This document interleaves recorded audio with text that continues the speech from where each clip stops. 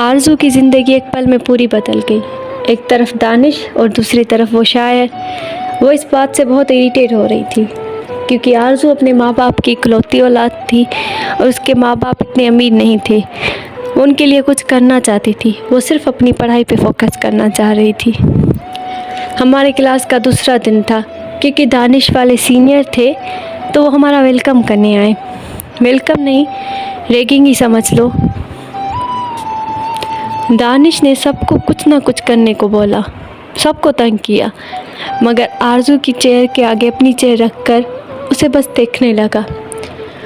आरज़ू को यह बात पसंद नहीं थी, वो वहाँ से चली गई, मगर दानिश ने उसका रास्ता रोक लिया। वो जिस तरफ जा रही थी उस तरफ आ रहा था। आरज़ू ने भी एक लंबा तमाशा मार दिया उसके मुंह पर और फिर सबका मुंह खुल गया, मगर दानिश को बुरा नहीं लगा। वो बड़े प्यार से मुस्कुरा रहा था। वो आरज़ू को बहुत चाहने लगा था, मगर इस कहानी में एक विलन भी थी, किरण, जो दानिश को बहुत चाहती थी। वो उसकी कज़िन थी। वो बचपन से ही दानिश को बहुत चाहती थी।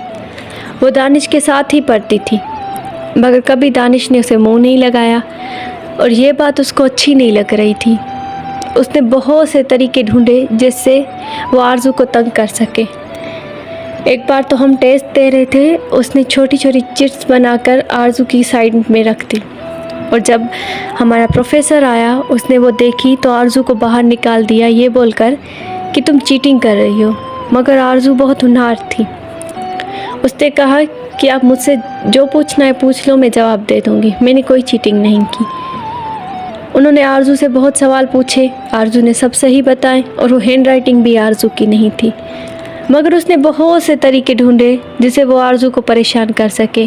कभी उसकी ड्रेस ख़राब करना, कभी उसका मजाक उड़ाना, मगर उसे कोई फ़र्क नहीं पड़ रहा था क्योंकि दानिश आरज़ू के हाथ का थप्पड़ खाकर भी उसे बड़े गौर से देखता था। और हमारा शायर साहब भी कुछ कम नहीं था, उसके रोज़ नए लेटर आते थे। उसने आरज़ू को लेटर में लिखा, नाचीज़ ने फिर गुस्ताखी की आपको कुछ लिखने की।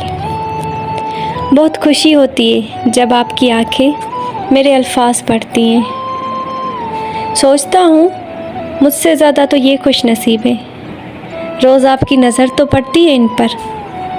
खैर परेशान ना हो आप, मुझे पता है आपको मेरा लिखना अच्छा नहीं लगता और यकीन मानो मैं भी सिर्फ लिखने तक हूँ, इतनी हिम्मत नहीं कि सामने आऊँ और कभी आऊँगा भी नहीं। तुम्हें लिखने की आरज़ू है पर तुम्हें चाहने की नहीं। मैं कभी अपनी हदें नहीं पार करूँगा, कभी आपके पास आकर कुछ नहीं बोलूँगा, बस कुछ खत लिखूँगा वो पढ़ लिया करना। बेअक्ली बेखुदी आज नहीं, मुद्दत से वो मिजाज आज नहीं। बहुत चाहा कि चाहा ना चाहे तुम्हें, पर मेरे इख्तियार में अब वो नहीं। तुम्हारी मेहरबानी का मुंतज़िर ज़रूर, मगर तुम्हारे आने का अब इंतज़ार भी नहीं। आरज़ू उसके अल्फाजों में खोई जा रही थी। वो लिखता भी इतना दिलकश था। दानिश में उसे कोई इंटरेस्ट नहीं था, पर मैं जानती थी ये शायर उस पर असर छोड़ रहा था। पर दानिश कहाँ मानने वाला था। उसने भी अपनी बहुत सारी कोशिशें की, पर आरज़ू से बात भी नहीं करती थी। फिर उसने एक नया तरीका इख्तियार किया। उसने सोचा क्यों ना आरज़ू का रिश्ता मांगने जाऊं। फिर उसने वैसा ही किया। उसने आरज़ू के घर का पता लिया और उसके घर अपने माँ बाप भेजे। आरज़ू के माँ बाप बहुत गरीब थे, इतने बड़े घर से अगर रिश्ता आएगा तो वो क्यों ना करेंगे। आरज़ू बहुत मना कर रही थी, मगर वो मान ही गए।